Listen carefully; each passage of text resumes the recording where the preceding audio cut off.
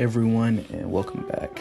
So, Street Fighter 6 just announced their pricing for their latest batch of skins, and already people are not too happy about it.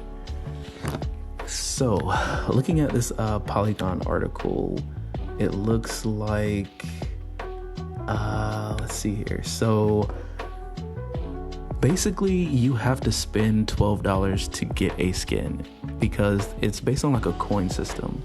So you buy coins to purchase in-game skins, but the coins cost real-world money. And each skin costs more than you can buy with just the lowest tier of coins. So they're forcing you to buy more coins than you need, which is $12, and that's just got a lot of people talking because people were slandering Mortal Kombat 1 when they were charging a similar price, and basically saying that Street Fighter is the better game because it didn't. Well, now Street Fighter is charging the same. So if you want to play a fighting game, you buy the base game itself, which is $70 if you buy it at retail, and then you have to, assuming that you like the game, you have to pay for the additional characters, which is usually like $6 or $7. And if you want your characters to look cool in the game, you have to spend looks like now $12, and it's really rubbing people the wrong way. I guess I've kind of gotten used to it because I play Call of Duty, and Call of Duty has been charging $20 for skins for years, like the last 4 or 5 games. And so $20 for a skin in Call of Duty, coming from that to fighting games looking at $10 for a skin, I thought it was reasonable, or not reasonable. I don't like that we have to spend more money, but I didn't think it was too outlandish considering what other games like Call of Duty have been doing for years. And it's interesting because I think the fighting game studios haven't really caught on to, or I guess now they have caught on to the monetization of other types of online games where you buy the game, you pay for characters, you pay for the skins, you pay for the maps. And I just have a bad feeling like that's the next stage for fighting games. If you want more stages to fight on, you have to pay for those as well. And I just hope we never get to that point.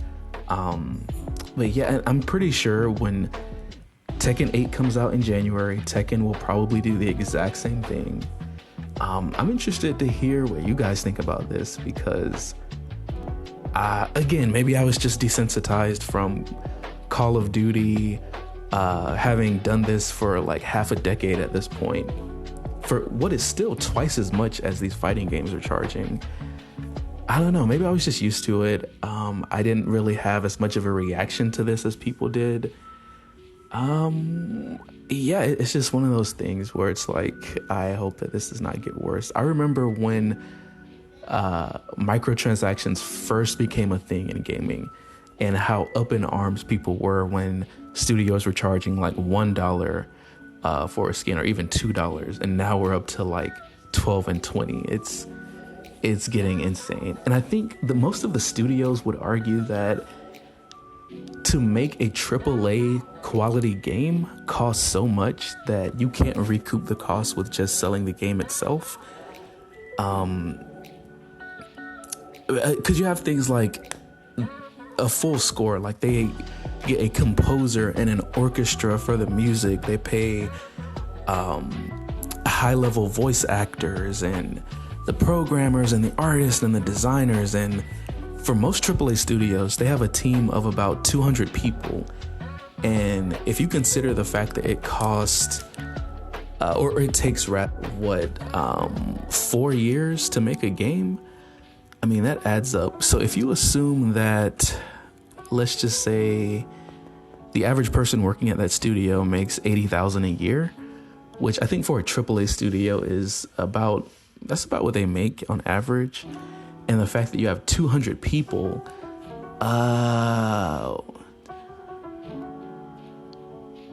That is 16 million per year, and it takes 4 years to make a game. So you're looking at 60 plus, at least over 60 million. And so, I mean, you can do the math on that. If you're selling the game for 70, then you have the platforms like PlayStation and Xbox that take a cut. And then you have to distribute it if you're selling it physically in a store at like Walmart or Target. They take a cut.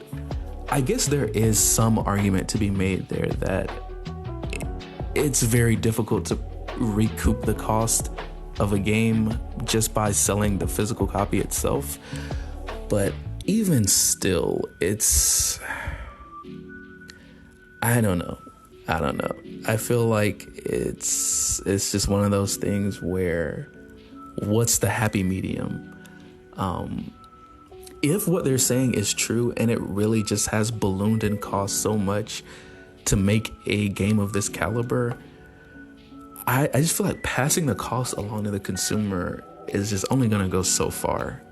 It's going to hit a wall at some point, and I guess we'll just have to see what that is and when it is. But I'll